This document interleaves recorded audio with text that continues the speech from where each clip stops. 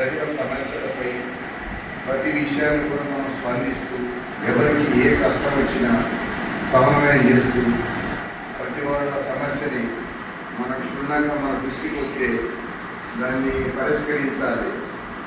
అదేవిధంగా మన వల్ల కాని సమస్య ఏదైనా ఉంటే సంబంధిత అధికారుల దృష్టికి, మరి ప్రతి మండలంలో ప్రతి ఆఫీసర్ల దృష్టికి, డిస్ట్రిక్ట్ కలెక్టర్లు కానీ ఎస్పీ కానీ అట్లా ఆ విధంగా తీసుకెళ్ళటం లేని వాళ్ళ వల్ల కూడా కానీ అట్లా మన నేషనల్ ప్రెసిడెంట్ మన సిపిఎల్ఎస్ ప్రెసిడెంట్ గారి దృష్టికి తీసుకొచ్చి వారి ఆదేశానుసారం మరి కోర్టుని ఆశ్రయించడం కానీ ఇంకోటి కానీ వారు ఇన్స్ట్రక్షన్స్ ప్రకారం ఫాలో అవ్వాల్సి ఉంటుంది.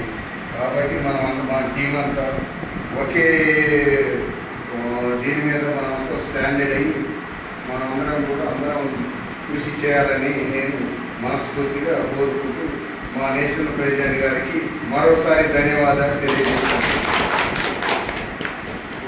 ఈ ఫౌండేషన్ని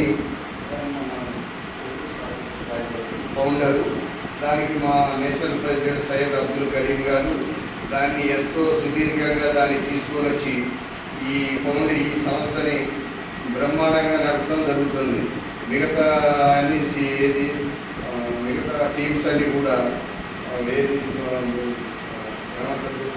సంఘాలన్నీ అవన్నీ కరెక్ట్ పద్ధతిలో ఈనాటి వాటి నడవలేదు.